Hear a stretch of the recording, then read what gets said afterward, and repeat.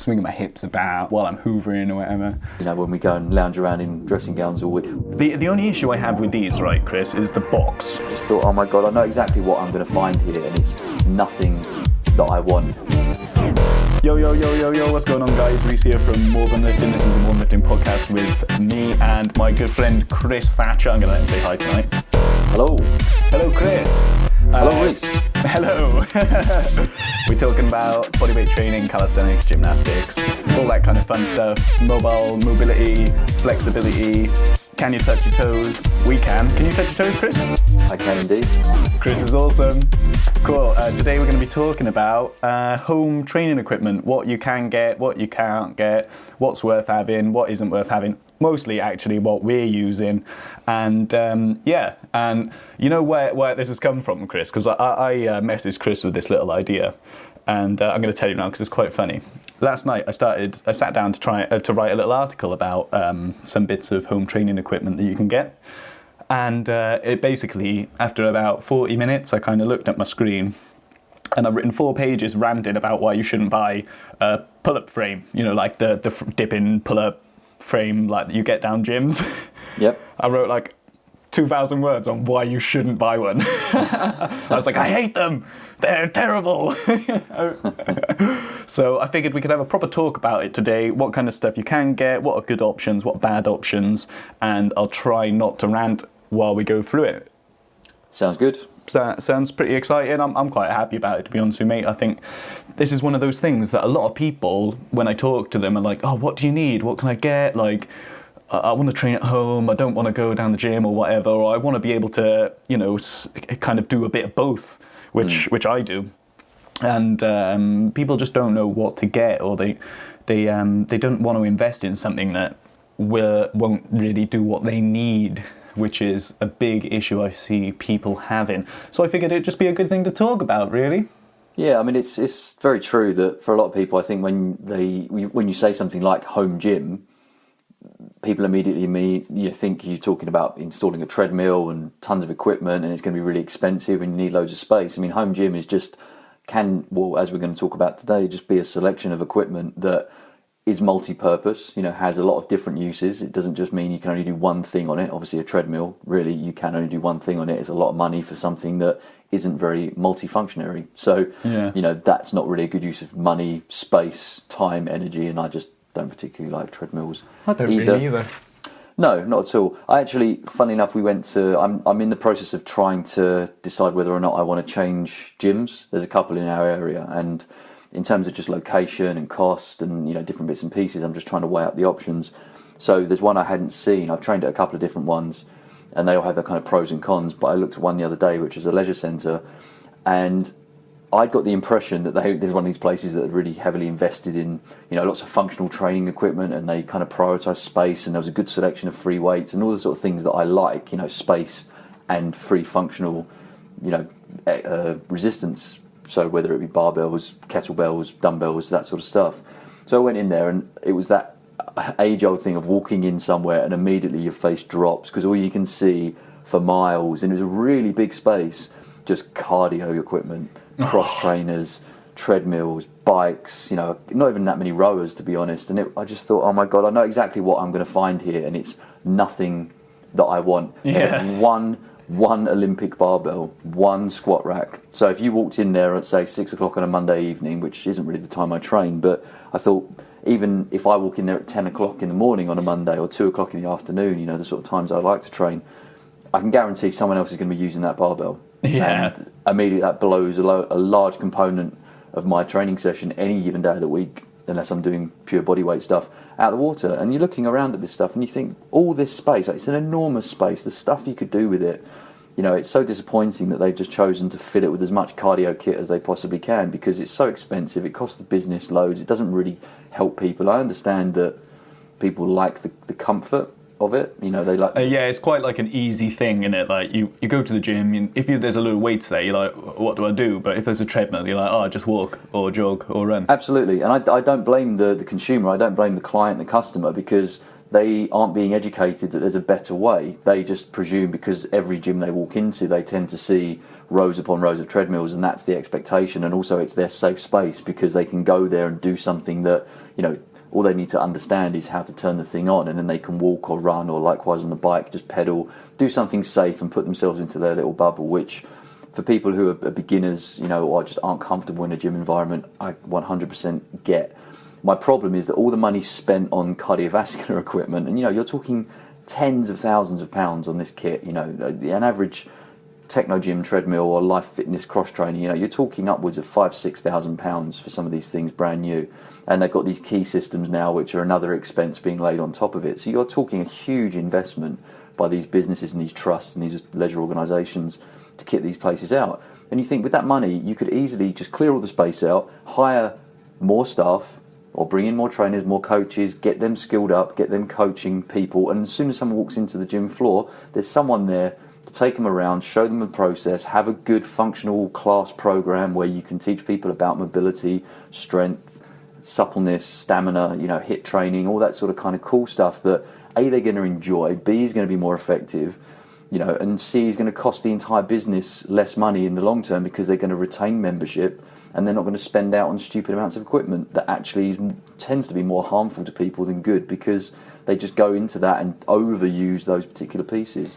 Anyway, yeah, that was my little rant. I just thought I'd share that purely because I would have been proper if I'd gone into a thing thinking there was a load of space and it was going to be a nice little gym, and I walked in there, it's just fucking treadmills. I'd just go. I'd be straight out there. I'd be like, we've got a sauna and a steam room. They'd be like, no, we replaced it with a bunch of treadmills. And I'd be like, fuck off then. Well, that was the only downside, is that the upside rather, but the downside to me not liking it, but the upside to the actual facility was they did have a really cool hot treatment area. So they had like a couple of steam rooms, good sauna, a relax room where they have like heated seats, which can actually be really good for helping just relax muscles in the lower back and posterior chain. Have you seen them, the curved tiled beds which are heated?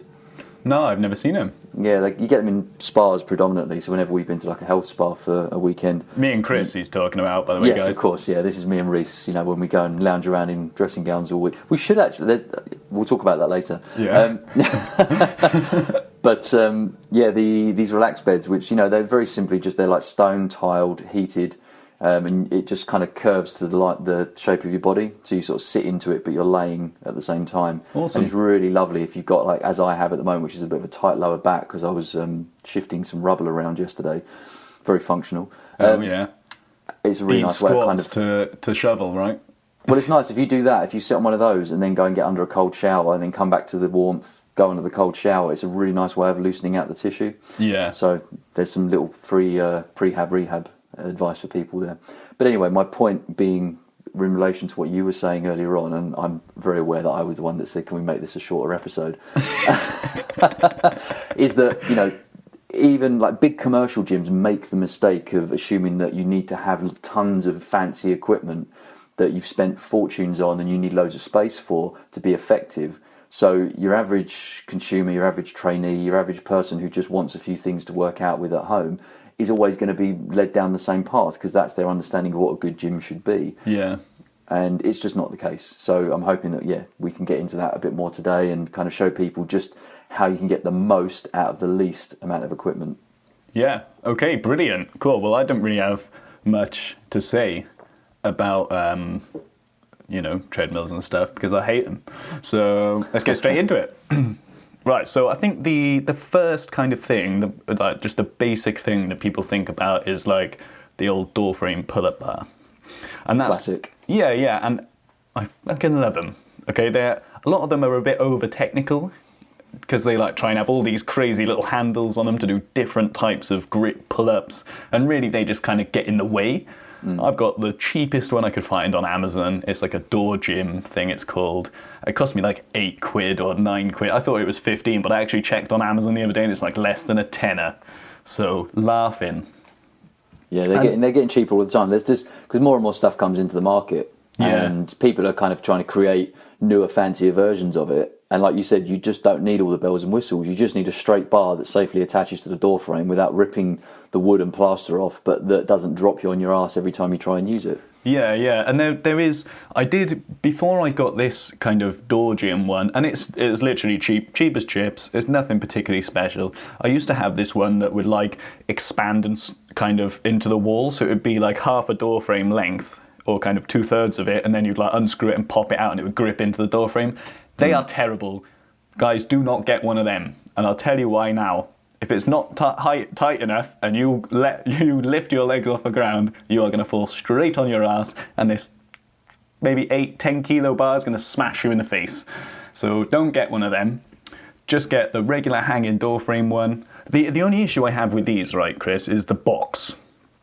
And on the box, it says you can do dips. You cannot do dips on them. Is this one where you put the frame on the floor? Yeah, and you do like these tiny little crunch things. Mate, if you're going to do them, do push-ups. You can get exactly. They're not full range dips. They're you're on your bum anyway.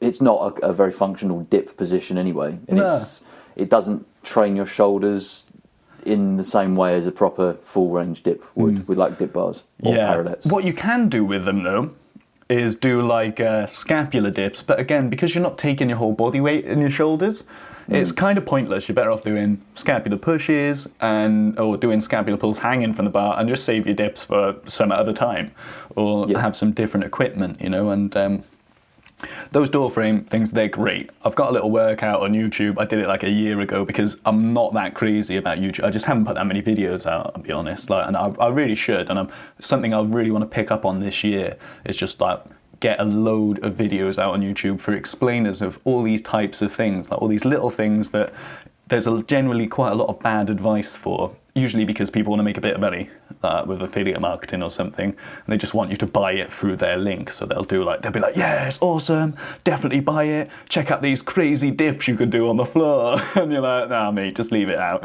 It's a good actual point to make before we talk about anything else. Is I think it's a rule for life in general, like everything across the board that you want to learn when it comes to actually consuming content, because there is so much information out there now on all the different platforms and different places on the interwebs, that one of the most objective things you can do when you're actually consuming any information is ask the simple question: is someone trying to sell me something through this piece of information? Is there kind of a tag or a tripwire or something that means that I'm telling you to do it this way because I want you to purchase this particular piece of equipment? If someone's just sharing knowledge because they want you to potentially work with them as a coach, or they want you to kind of seek their advice or their information-based products, things like that, that's one thing. When there's a cold, hard product being placed in front of you and someone saying this is the best thing for this, that's when you've got to really be very critical and really scrutinize it and say, okay, well, you may say that's great and you've outlined the benefits and the potential upside of this particular product, but just don't take that at face value, because they're selling a product. Everyone's going to tell you the best possible thing. Their one thing is the best possible thing for you. But obviously when it's a standalone product like that, then sometimes you don't have a choice. More often than not, there's a lot of different choices within that particular marketplace. So go and have a look around, and also then look at some research outside of that from people that aren't trying to sell those products or give you an affiliate link to that thing. Yeah, like Amazon reviews, they're usually pretty good because people are brutally honest on Amazon. Well, yeah, exactly. But listen to people. I mean, like some people, it's like with when you're looking for a hotel or a place to go on holiday or something. Some people just have insane standards and expectations of things that when you look at the price point, you just think, well, what did you want really? I know we should all, everyone, even at the budget end of whether it's flights or hotel accommodation or products, whatever. The expectation is that you should still be getting really good value for money. Like value is, we're living in the age of value because you have to over-deliver even when you're selling something at a cheap rate. But that being said, for the majority of reviews on something like Amazon, you're going to get a pretty good feel as to whether something was a good product in its own right. I.e., did it hold together? Did it fall apart after 5 minutes? Did it just look really cheap and crappy, or did it actually look pretty good spec for the price that you paid for it? Then does it do what it says on the tin? Like you said, it's all well and good saying you can do dips with it, but then if someone's actually tried to do dips and says this is awful, like there's no room to maneuver whatsoever, it doesn't kind of feel like a normal dip position, in fact I hurt my shoulders doing this, that's pretty good feedback to go with. That person's not invested one way or the other in telling you, in getting you to buy or not buy that product. Yeah, exactly. They're just giving you their feedback, even if they are having a bit of a bitch about it. And that's fine, because if they're bitching about it, there's usually a reason, you know? And it's never usually personal. They don't usually hate the brand because they fucking bought it. So they wanted something useful and it hasn't fulfilled their needs. So things like that are really good. But like Chris said, just be careful about what the intent is behind any kind of review or content like that. So, one other good thing about those pull-up bar frames, by the way, mate, is you can use them on the floor for other stuff. Like, they kind of work as like little push-up grips, not the whole length of the bar, but the little bendy round ones that hook round. And so you can use them as like little kind of parallettes if you want to improve like planche training and stuff like that. It can be used for other stuff, so it is worth checking out. And like I say, for the money, it's nada. So even if, say, it does break or get a bit damaged or a bit, whatever, after a couple of months, fuck it, it's only a tenner, just buy another one.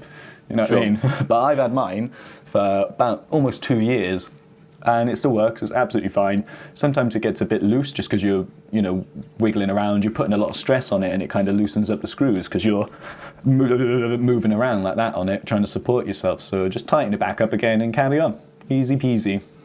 And just as an extension to that, actually, because of talking about the multi-function of that particular piece of kit that you can actually use it for, I don't know if you were going to talk about TRX straps, but that's something that I think is kind of a necessity for anyone to have at home. At the very least, it's something that is highly usable, very, very functional, and is really worthwhile investing in, whether it's a official TRX or you can get some moody ones as well, if you're not looking to pay too much. And actually, I'll be perfectly honest, I've used the unofficial TRXs in the past, and sometimes they actually have better durability than the actual official branded ones. So you can shop around, or quite obviously a set of Olympic rings. That's what I was going to say. An easy alternative, and you're guaranteed multi-purpose out of it, really, because you can always take the rings off, use them for super stability push-ups, which are absolutely impossible. If you've ever seen someone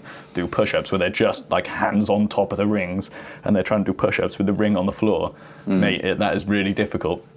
Oh, it's a real challenge. I mean, the reason I would personally, I don't have both, but I would like to have both, but because there are certain things that are just that little bit more, depending on how broad a range of exercises you want to be able to do at home, there are some things that are just a little bit more comfortable with a sort of softer strap. So, for example, if you're putting your feet into it or kind of holding a static position for an extended period of time, and you're certainly not used to the intensity or the thickness or the roughness or hardness of the rings themselves, something a bit more comfortable like a TRX strap can be a little bit just easier to kind of start with, because it's just a little bit kinder on the hands. And you don't want to be in a situation where you have to stop doing something because it's hurting your feet or your hands versus it actually being challenging. So it's a nice way of progressing it up. And the reason I brought those two options up is because, again, in terms of kitting yourself out, having the pull-up frame on the door means you have something to hang those things from. Now, obviously, if you can get attachments that go into the wall, if you have a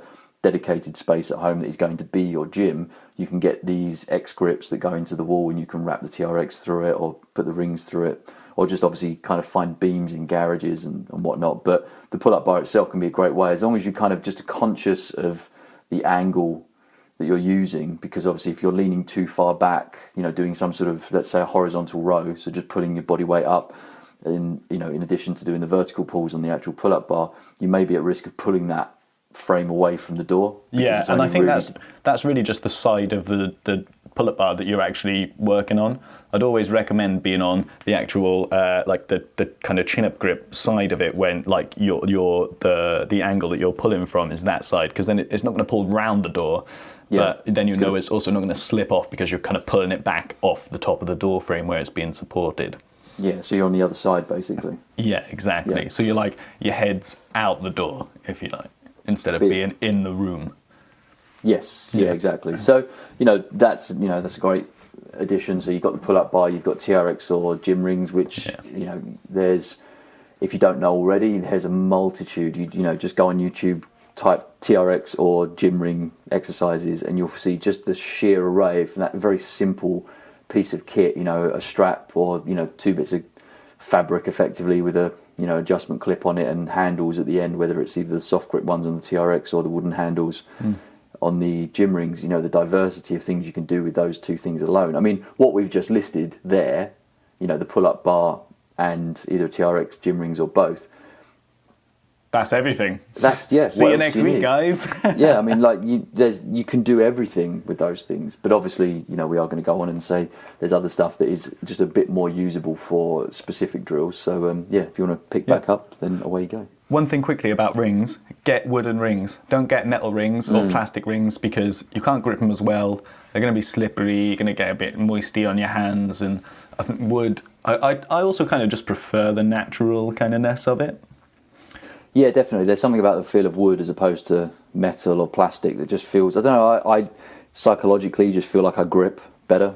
Yeah, I think it's just my hippiness, to be honest with you, but I just love it. I much prefer the rings. Hey, when you go to if you do gymnastics, you'll know all the rings are wooden. You're not using bloody metal rings or plastic rings. Why? Because they're just not optimal, the wood. There's something about it. It tickles me in all kinds of funny places. What are you doing with the rings? That's explicit. And it's amazing as well, you hear people, different coaches talk about it all the time, that, years ago, especially like when the CrossFit guys were starting out, they used to talk about how difficult it was to kit out a facility because, you wanted Olympic rings, you wanted, to have a good selection of those things to run group workouts and whatnot. And probably the same for gymnastics classes as well. And they were so expensive because they just weren't manufactured en masse. Now, you can find a good set of rings with wooden handles, that are going to be pretty durable for pittance, really, compared to what they used to. 20 quid, something like that, up to about 40, I'd say, probably, up to that kind of range. It used to be like a couple of £100, or more, or, a couple of $100 to get a good set, and that's only going back probably about 10 years or so, maybe even 5 years. Yeah, but there's so many different companies now that are mass producing these things because of the demand. That it's a great time.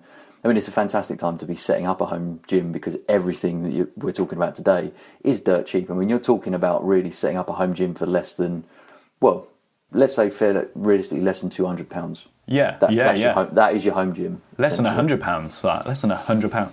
Less than a month or 2 gym membership. You can have everything at home.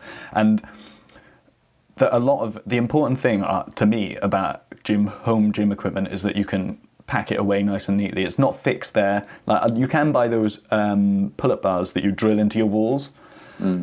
That's not always an option if you're renting space or something like that. Then you can't always just decide I'm going to drill something into the wall. You might have not enough headspace even to do like muscle ups and stuff, which is really what those wall-mounted ones are for. Which is why I just recommend getting the door one. It's cheap. You can carry it around, and worst comes to worst, you can unscrew it all and stick it in your bag and take it wherever. You can take it down your mate's house and have a train down there. Exactly. Yeah. Totally usable all over the place, and you can be as diverse as you like. So in the summer, take it out in the garden, have some fun with it. Enjoy. The rings as well, you can take down the park, stick them on the tree, you can take them, stick them on some swings or whatever, just rack it up there. It's all adjustable. You can fix the height you need it for dips or lever practice or whatever, and you can just have a bit of fun with it. You can just stick it in your rucksack and you're sorted. Like, there's no drama, no fannying about, and you don't have to worry about lugging something stupid heavy about and it'll being awkward. And do you know what I mean? It's about having everything you need in a tiny little space. You can stick it all in your cupboard or whatever, and there's no dramas. Yeah, I mean, we are very fortunate to be around at this time because this equipment's always been available in some way, shape or form to have, but people weren't as aware of it. There wasn't as much information out there how to put this stuff together or how to make use of it. But equally, like I said previously, the cost of it would have been a lot higher because these things weren't being mass produced. So now the information's all there, as we're sharing today, and there is an abundance of it out there as well to how to get the most out of this type of equipment. But the cost aspect of it is even lower, and now, like we've been saying, you can kind of enjoy your training and vary it a little bit more. So doing it in your spare bedroom, 3, 4, 5 times a week might not really inspire you. I thought you were going to say 3, 4, 5 bedrooms then. I was thinking, where do you live? Yes, no, not quite. But yeah, you want to take it out, make use of the good weather in the summertime, or even, I mean, I've had some great workouts just in the rain in the park on my own, just because I was like, I don't want to go to the gym today. I want to do something different. I'm going to get out, get some fresh air, get out in the wild, and just get a bit wet. Got absolutely drenched. probably felt a little bit ropey for the next couple of days because I got a cold or something because of being outside sweating and, you know, getting soaked in the rain. But it was good fun. You know, it gave me some different way of expressing myself and kind of freed my mind and my body up a little bit. So that's a good test of your willpower too, I think. It's great when you see all these people kind of walking past with their brollies and, you know, getting the dogs out for you're in a vest and shorts. And exactly, and there's this lunatic, you know, kind of hanging off the football posts, you know, in the pouring rain, in like literally next to nothing, and I just think, but you know, I'm happy to be that guy. You know, swim against the current is sometimes quite fun. Yeah, exactly. Right, next one. The next one, really, I'd say, guys, is the next kind of important thing is your dip-in bars, just because it's very difficult otherwise to get that kind of thing at home. I've had dipping bars for about 2 years now, or just over. And these dipping bars, they used to be like 80 quid. I got them second hand off my mate who was moving to Australia for 50 quid, and now they're 30 quid on Amazon. Nice. So you don't have to spend 80, 90 pound on these things anymore. You can get them for 30 quid. They're exactly the same as everybody else's, and they work absolutely brilliantly. They're awesome. I would recommend you don't get ones that are attached together because you want to adjust the width at some point. You might only want to use one, you know, and it just gives you more options and it makes it a lot easier to store. You can kind of slide them in next to each other and just stick them in your cupboard. That's where mine live, in my cupboard with my pull-up bar, with my rings. Like, it all just sits in there, easy peasy, no dramas. And it's perfect. It's perfect to use. If I fancy it, I get one out, I get two out. You know, I can take it down the park if I want, stick it in the car or in my mate's van or whatever. And another portable, although a bit heavier than pull-up bars and a bit more awkward as well than rings and that. But you have a lot of options to use with them. They're great for working like L-sit to kind of handstand presses and loads of other skills that you see on like Instagram and YouTube and that. And they're really diverse. And so I think the thing about these dipping bars is that's really all you can say about it. That's it. So what things can you know, how multifunctionary are they? So how much different stuff can you use those particular bars for? You can do dips. You can use them as a support for if you want to do like practice very, very kind of decline push-ups or incline push-up. Decline it would be, wouldn't it, when your feet are high? Mm-hmm. So you can do like extreme ones of them. You can use it for inverted rows, although I'd be honest, it can be quite awkward for inverted rows just because you kind of have to squeeze in between one of the things, and depending on how big you are, you might struggle with that. My issue with the inverted rows is that the actual arm kind of movement that you have available to you when you're kind of in between these things is quite limited. Mm-hmm. But that doesn't mean you can't do it. And a lot of people, maybe mine are just a certain geometry, whereas you see people on the internet doing like levers on them and stuff like that, just on one of them. And so I think they're very, very diverse, but you might have to be a bit more creative. They are great for like L-sit work and stuff like that because you can be supported like you would be if you were down the gym instead of having to kind of lift yourself off the ground. So it's great for like L-sit progressions and stuff like that. If you can't quite do an L-sit, you can work that little bit. You can do them for supported leg raises as well, which are also great. And so you have got a lot of options. You can do Russian dips a little bit if you've got enough room for your forearms to sit on the length of them. And Russian dips, so when you do it, you get right down to the bottom of the dip, and then you kind of lean back and plant your forearms onto the dipping bar and extend right out, and then pull yourself back in, and then press back up. It's quite a complicated move, and it is quite difficult, but it's great for like muscle up strength and stuff like that, and general stability.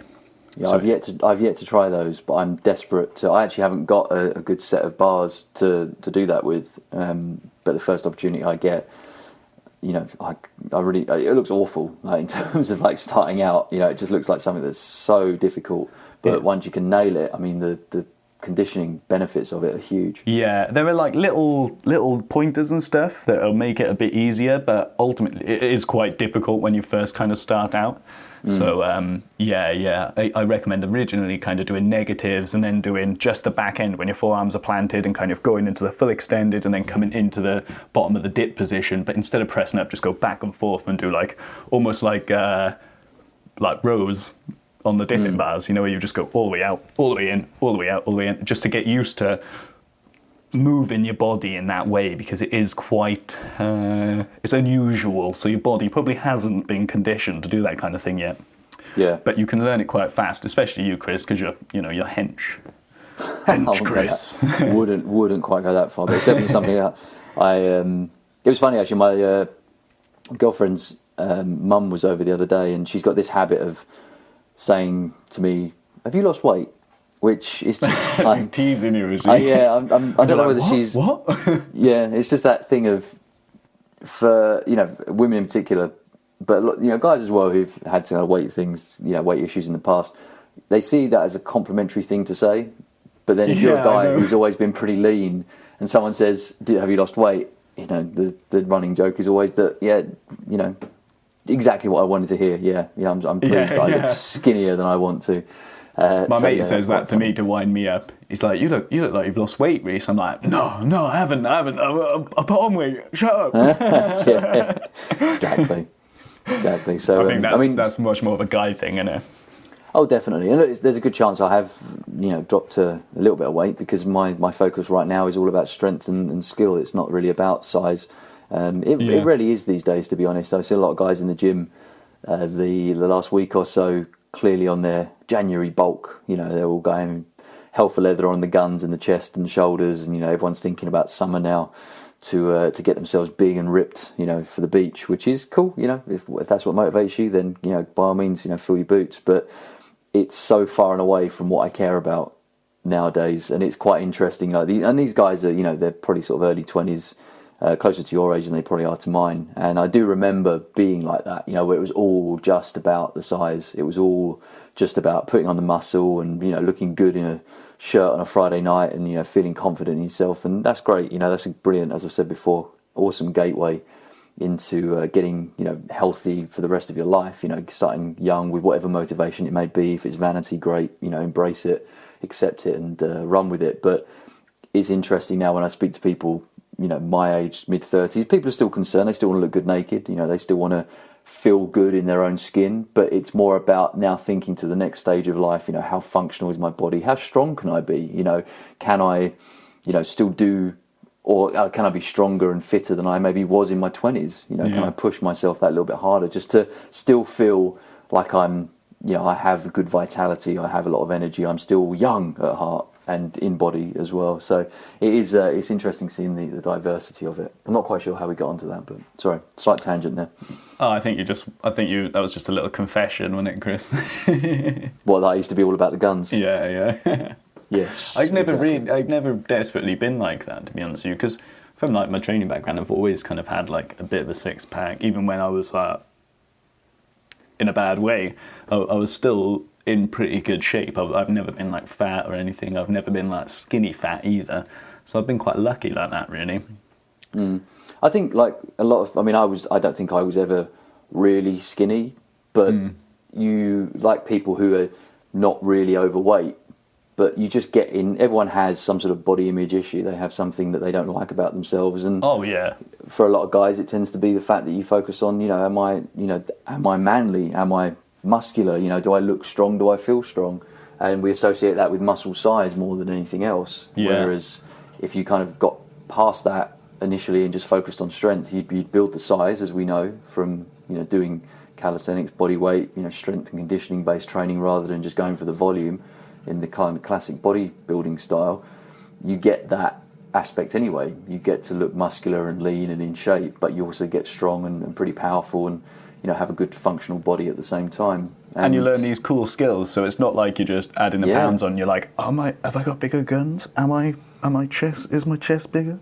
And you like worry about it, you're thinking about it, don't you? And then you're never satisfied. Whereas when you learn a new skill, that feedback is like, I am better. Do you know what I mean? I can do this now. So it's not relying on the inches and the centimeters and the pounds. It's like, it's a different form of feedback to give you a little like, don't worry, Chris, you're fucking sexy.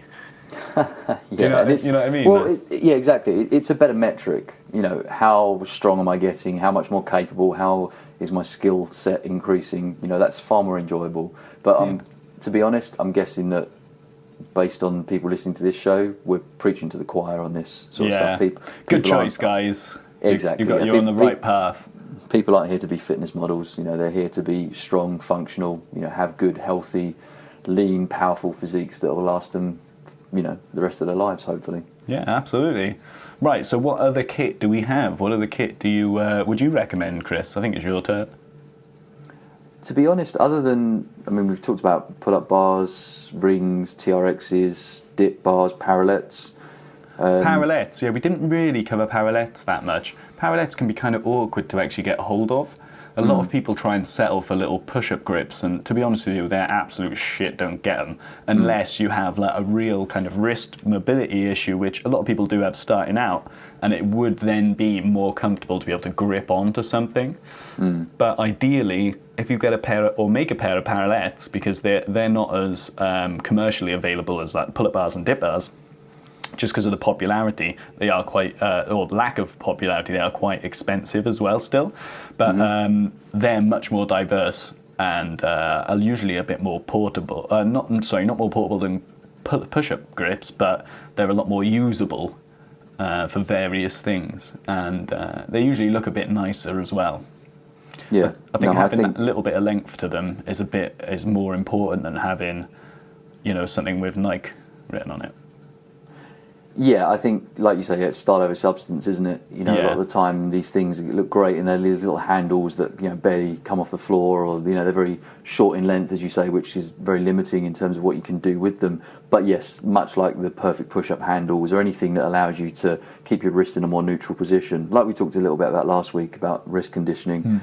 Sometimes it is nice to do something, do a standard press up or just a static hold position with your wrists in a neutral position rather than flex, just to give them a little bit of a break. So you're still enhancing stability around the shoulders, the core, all the other sort of major muscle groups, but because the wrists are just a slightly more vulnerable part of the body, it's nice to give them a breather every now and then, so you can intersperse that with doing the sort of flexion and fully palm planted positions as well. So it just gives you diversity more than anything else. The other thing I would add in, and I would say you would disagree with me on this, but you probably don't have this, is kettlebells. I don't have kettlebells. I would actually recommend people get some, but they are quite expensive unless you get like any old cheap ones off Amazon. But even they're quite expensive. The thing I found about because I have looked at kettlebells, I have thought about getting some, Chris. I'll be honest. That's my confession. Thinking about getting kettlebells, but they come the kind of low end of the cost spectrum is very, very low weight, and to me that's not worth having. Like if I was going to get a kettlebell, I'd probably get like a 15, maybe 20 kilo or something like that. And I don't do a lot of kettlebell stuff, so I don't know. To me, that's just, I'm thinking about using my next bit of equipment I was going to talk about, which was a dipping belt, which would just be to increase the weight without having to buy a weighted vest and make it you know what I mean? Yeah, and similarly for pull-ups as well. Yeah, for pulls and dips. I think mine's just called a dipping belt when I bought it, you know what I mean? So that's just what I call them. Yeah, just going back quickly with the kettlebell stuff. Yeah. Cost-wise, they can, the heavier the weight, the higher the cost. So, averagely maybe like a 32 kilo is going to bring you up to nearly, 100 pounds. 20 kilos probably going to be about 70 pounds, and 8 kilos is going to be about 40 pounds. So I wouldn't necessarily say, especially if you don't have necessarily the storage space, you don't have to have a vast array. I would use, say, kettlebells more at home for just sort of low intensity but loaded functional work. So I would do things like a Turkish get-up, where if you don't know, have a look online. It's quite easy to find videos of what that actually means. You don't need a lot of weight to perform that, just some form of resistance to work against, because the resistance actually helps you stay truer in the movement. Whereas if you have very low resistance or nothing at all, it's very easy to cheat the movement. Equally, you can use the bells just for loaded stretching, so for slightly more active, like the old Jeffy curls. Exactly. You could use a kettlebell just for a very simple Jefferson curl, just hanging down in front of you, just stretching out the back. So it becomes multifunction in that respect if it's not too heavy, because you can do more flexibility, mobility-based work with it, as well as use it for a little bit of conditioning, because you can always increase the intensity in other ways, as we've talked about before, rather than just increasing the weight, you can increase reps, you can decrease rest time, you can increase the volume of the circuit, so put in more things alongside it. You know, if you're just swinging, if you're, you know, you're an 80 kilo guy who's relatively strong and you're swinging around an 8 kilo pink competition kettlebell, you're not necessarily going to feel huge value from that if you're just doing 20 reps or, you know, a 30-second interval and then giving yourself 30 seconds of rest. It could be a nice gentle movement, and this could also form part of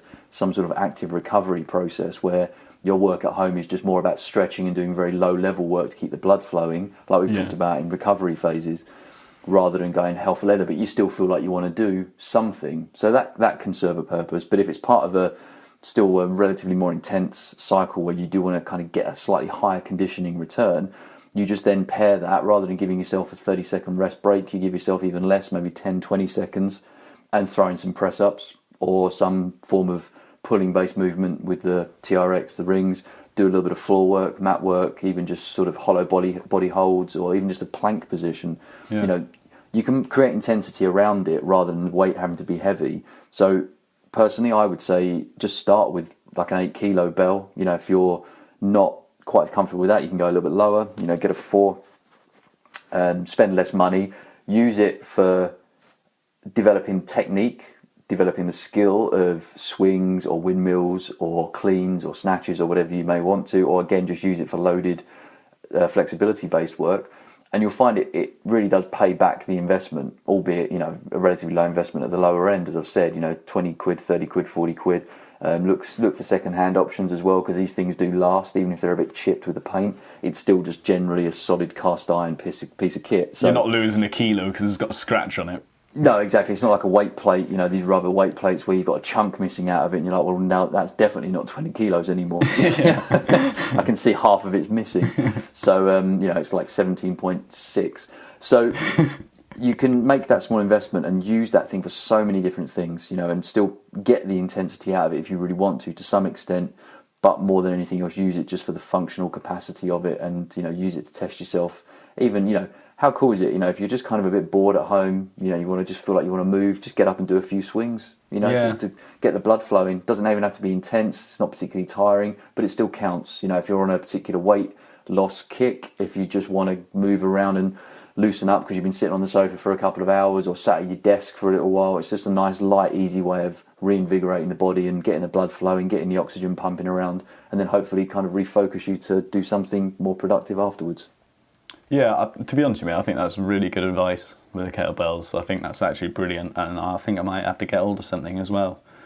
Just a bit of fun, because you're talking about it, and I'm just imagining like different things I could do with them, and like it's mostly like dancing, like just holding it and just like swinging my hips about and that, being like while I'm hoovering or whatever. Really messing. But yeah, no, seriously though, like that's actually, it's a really good point, and like I say, I have thought about them in kettlebells, but I've never, just because I've always thought about heavier ones, I've never really thought about actually getting them. You know what I mean? I'm like, oh, they'd be nice to have. Cool. Yeah. Well, I'll send you my affiliate link, and you can buy yourself some. Yeah, cheers. Right, next. I was going to say about dipping belts, but to be honest with you, they're more of like supporting accessory to use down the gym, because you need the weight. And if you don't have the weights at home, what's the point in having the dipping belt, the pull-up, the belt, you know, the weighted belt? So I think we'll leave that, but just for you guys listening, just think about having something like that maybe. They're really cheap. It's just like a big kind of belt that goes around your hips and or your waist, sorry, and it's got a nice chain on it to stick your kettlebells on or your weight plates or whatever. So they're quite cool. But what I would actually recommend... Sorry, go on. I was going to say, there you go. There's another use for the kettlebell. Yeah. Well, exactly. Yeah, I can do like an 8 kilo, plus 8 kilo pulls and dips. Exactly. Which I've actually been doing a bit of weighted stuff recently. Just because I pulled my dipping belt out and I thought, you know what, I'll give that a little go. Yeah, it's good fun. So I've been doing it. As long as you're conditioned to the position, you know, dips particularly, you know, as long as your shoulders are happy in that position and, you know, you're not kind of carrying any sort of injuries or niggles or knocks, you know, by all means go a little bit lower on the reps and higher on the weight. It's a great way of testing yourself. Yeah, I've just done it for a bit of fun. It's been really good, but I've thoroughly enjoyed it, so that's really a really good thing to be thinking about. So what I would recommend, actually, instead, if you are thinking about getting some kind of weight or something, I'd recommend getting ankle weights. Yeah. I love ankle weights. I've got some. They're grand total of 10 kilos, which is the high end of the weighted spectrum. They're 5 kilos a piece. Most of them are about 1.5 up, like working in increments up to 5 kilos, which are the more kind of, like I say, expensive and kind of heavier end of the spectrum. But they're great. You can use them just like a weighted belt or just like weights to stick on your ankles doing pull-ups, dips or whatever. But they're also good for things like your flutter kicks and stuff, just to add weight onto the end of your hooves, so that when you are working, because otherwise you're just doing the same kind of weight all the time, if you stick a couple of kilos on the end, at times that by the length of your leg for your leverage, and suddenly like it's a much harder exercise. And it can do the same for things like planche training, like tuck planche. That'll add an extra 10 kilos onto your body weight straight away. So imagine the extra stress that you're putting your shoulders under. Super henchness. So loads of benefits, including hanging leg raises, which otherwise are quite difficult to load. You can't really like just grip a dumbbell down the gym in between your feet, because either it's going to slip out full on the floor and make a load of noise, or at the top it's going to slip out, bash you on the head, and then going to make a load of noise and probably hurt you in the process. Yeah, it's actually a really good point. That's an excellent one. So I'll pay it back for all your compliments you just gave me about the kettlebell explanation. But yeah, loading hanging leg raises, and again another great exercise you can do at home if you've got that pull-up bar. You've got that frame, it's a great way of kind of loading that one up. And again, it doesn't have to be huge weights. Like you're saying, it's like 10 kilos. To most people, they kind of say, well, what's that? But, you put the reps into it. You combine it as part of a larger training session. Forget about reps, mate. You try and do 2 hanging leg raises with 10 extra kilos on your feet. Trust me, you're going to see the benefit of having weighted ankle weights or something like that. It is a massive difference. And the other good thing about them is you can just have them on your feet and do like squat jumps or something like that, and boom, that is so much harder, like instantly. And they're tiny little things. You don't need dumbbells or anything like that, like taking up a lot of space. I just drape them over my dipping bars and stick them in my cupboard. Sounds good. Yeah. The only other thing I would add in terms of equipment is you can consider dumbbells, small selection. You can consider using things like what they call power blocks, which are, basically it's a block with various different selection options for different weights. They are quite at the expensive end of things. So if you're going all in, if I was building a home gym for someone tomorrow, I'd say it's good to have that as an option just for diversity. Yeah, some supportive like mobility work, like if you think you're doing like those kind of butterfly kind of shoulder rotations with like 5 kilo dumbbells, like it's quite a lot of weight to be thinking of, like at that, like just like with weighted like ankle weights, it's the same kind of distance and thus increase, like exponential increase of leverage. Exactly. Weight. Yeah, no, exactly. It just gives you another option, and if you're someone like me who does like to do some actual dumbbell pressing, pulling based work around doing body weight stuff and obviously the Olympic lifts, then it can be beneficial. However, because of the cost, the storage aspect, the quality of some of these things that you get for sort of home uses as well, if you're into that type of thing, I would tend to say try and find a gym where they actually have a good free weight selection that you can kind of go and use that rather than integrating into the home stuff. I just don't think it's necessarily worth it unless you've got a dedicated space at home and you're happy to fill it with more equipment and also make the expense and the outlay. Then fine, fill your boots. That stuff's all crazy. A good bench as well. Then if you're going to use that stuff, that can be quite valuable. Or one thing I do particularly like, which can be great to store because you can stick it in the garage or in the corner of the room, is some form of box. Just a plyometrics box. You can get some really cool ones. There's a company called Wolverson Fitness who have one which, it just depending on which way you lay the box, you either have a 30-inch, a 24-inch, or a 30-inch, 24-inch, or a 20-inch height.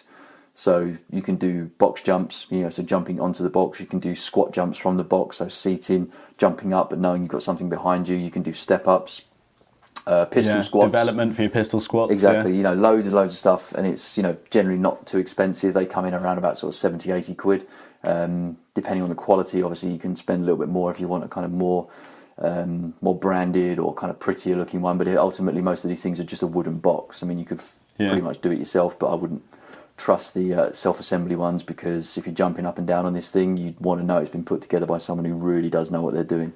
So yeah, it's been tested on heavier weight and stress loading. Exactly, but that can be a great thing. And if you've got that in the corner, you can actually just store your other equipment on top of it. You can get some hollow ones. Or underneath. Yeah, exactly. If you get hollow ones, most of the good ones tend to be filled in on all sides, but you can get hollow ones as well. So yeah, exactly. You can put stuff under it and just tidily keep the box in the corner. So that can be a really good investment. But yeah, I think there's only kind of one other main thing I'd suggest, and that's chalk. Yes. Although you wouldn't really use that at home, like you would, it's a really good little accessory to have for if you are training down the bars or anything, just to help improve your grip. It does absolute wonders. The only problem is a lot of gyms don't like using things like liquid chalk, which is what I would particularly recommend, but they're great for down the park, on some scaffolding at your neighbour's house if they're getting their roof done, just don't tell anyone about it.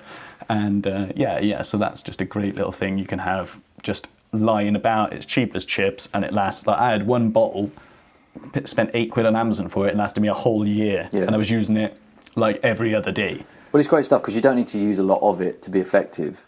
So that's really handy. It's easy to carry around. You've got to take a little, like you used to have to take a little Tupperware box of chalk everywhere you went. Now it's just a small, tiny little bottle, sits in your bag. And a tiny little bit of that, it just gives you that extra stick. Because what you'd find when you actually use normal chalk, people always go crazy with it. Everyone likes the kind of look of the big cloud of chalk coming off their hands. I do it gymnastics. Yeah, mate. I think I wind people up because I'm like throwing it about and everything. There is something I do it when I'm doing any sort of Olympic lifts. It's just kind of cool. It just makes you feel like it makes you look a bit hardcore, doesn't it? Well, even just to yourself psychologically, it just makes you feel, I'm a power lifter or I'm a gymnast. You can kind of get yourself into a good mindset with that stuff because it's stuff you grew up seeing on TV with people in the Olympics and whatnot. So that's a good bit of advice. So I think in sort of summary to everything, really, I think what we've kind of said is your core essentials are obviously a pull-up bar, some form of rings or TRX, the dip bars. Any others that we've said that you would say are absolutely essential? Because we could kind of make an argument, I think, for everything outside of those as to whether it's great to have at home or something that you could actually, One really good thing is an exercise ball, but it's not necessarily for exercise. I use it as a chair. Yeah. So or again, I'm sitting on it right now, just bouncing around. Or again, just mobility work. Nice way of stretching out your thoracic spine. Just a little bit of light extension. Yeah. Really good. And great stability stuff as well. Yeah, exactly. Just some general core stuff. So, I think that's about it, really. Yeah. Anything else you'd say that's essential out of the stuff that we said that you couldn't live without? Any of those things? Because I'd say you can live without the kettlebell. You can live without the exercise dumbbells, ball. the exercise You can live balls. without the rings, really. You could. I mean, You can live without it all, Chris. But if you want that kind of stuff, I think they're the three big ones. Your pull-up bar, your rings, or TRX, like you say, and some form of dipping bar. Yeah, no, I'd say those are your kind of core three. Good place in terms of getting started. That's a great place to start. If you're going to make any investment, £10 on a pull-up bar. Maybe sort of 20, 30. That's the first one, I'd say. Yeah, get that. Definitely. 20, 30 quid on the straps, rings, whatever. And about 30, 40 quid on the dipping bars. It's about 80 to £100 you spend, and you'll have everything you need to train at home. And it's much more useful, and you'll get a lot more out of it than having one of those horrible frames, which I'm going to send you this thing, mate, because it's so funny. I'm going to actually put it out as an article, but I'm going to tidy it up so I'm not just ranting the whole time. Sounds good. I think that's about it then, mate. Nice one. Well, yeah, I think that's pretty solid. We don't need to pad that out anymore. Yeah, we don't need to ramble on, guys. It's just a quick one, just a bit of advice, something actually useful for once from us. And cool. So I think it's about time to wrap it up then, mate. Yeah, a bit of rock, paper, scissors. Yeah, all right. Ready? After 3, 4? 3, 2, 1. Rock. Dinosaur. Okay, rock kills dinosaur. Okay, fair enough. Well, he technically did, didn't he? Yeah, okay, yeah, well, there you go, perfect. Oh, shit. All right, well, you do the outro, mate. Cool, no worries. Okay, guys, well, if you haven't already and you did like what you've heard today, please do head on over to iTunes, subscribe, make sure you're getting updates regularly when new episodes come out, which is weekly, so it shouldn't be too hard to stay on top of that schedule. We just about manage it, recording it, so hopefully you can listening to it. If you like what you heard as well, leave us a review, leave us a rating, help other people to find it as well. It's a great time of year to kind of encourage people to do more activity. So if nothing else, even if you know people in your life that, you know, maybe aren't necessarily bang into calisthenics or the idea of bodyweight training, hopefully there's enough in these episodes to inspire people to get up off their backside and just go and do a little bit of movement, even if it's just a walk, a jog, a few press-ups at home. You know, the large part of what we do here is to try and inspire people as well as inform. So yeah, do feel free to share this around with anyone you know, whatever little community or family or group of people you have around you. Let people know if you think it's been of any value to you. And yeah, just get in touch with us. Let us know what you thought of the show. Any questions, comments, feedback. We're only as good as our listeners, and we want to try and make this show as useful and informative and as fun for you guys to listen to as it is for us to actually produce it. So please let us know what you'd like to hear more of, less of. Would you like longer shows? Would you like shorter shows? Would you like to hear more of us eating burritos and drinking coffee? Or would you like us to do proper, well-produced episodes where there is no background noise or salsa going on in the background? So yeah, just let us know really what you're thinking. Feel free to connect and yeah, just get in touch. We've got some exciting stuff coming later in the year in terms of in-person meetups and workshops, other opportunities for us to connect more directly, so that should be fun. So listen out for that as well. Phil? Yeah, I think that's something we can kind of get into a little bit next week, maybe. Just as like the first kind of seed into it, when we can first start talking about introducing like a little workshop where we've got a bit more of a grounds on. Definitely. Ideas, maybe a bit more feedback from people on venues and stuff, and we've got a bit more information about it. Yeah, we will definitely do that. Otherwise, yeah, just come and find us on social. I'm in most places as Coach Thatch. You can find Rhys as More Than Lifting. Head on over to morethanlifting.com to get show notes for this episode and every other, and just to find out about Rhys's different products. 28 Transformation is obviously the kind of... thanks, Chris. is the big educational opportunity that he's giving you guys now. So head on over. Do you want to say any more about that while I'm on it? No, I don't really, because I think in the last couple of weeks I've spoken about it a lot. So just listen to some of the other podcasts and I'll tell you all about it. Cool. Well, yeah, it's definitely worth stopping by and checking that out. So yeah, do so if you haven't already. And go to christopherthatcher.com to check out some of his stuff as well. Yeah, I'll be honest, actually, that website is not going to be officially live until next Monday, so people may... Oh my God, get it on! I know, it's... yes, unfortunately, we've had a couple of little things to iron out with it, but, you know... It always happens. It's definitely happened. Better to get it right and, you know, wait that little extra bit longer. So, yeah... most of my website's broken.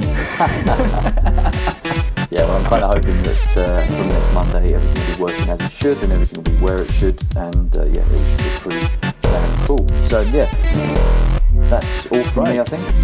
All right, brilliant, guys.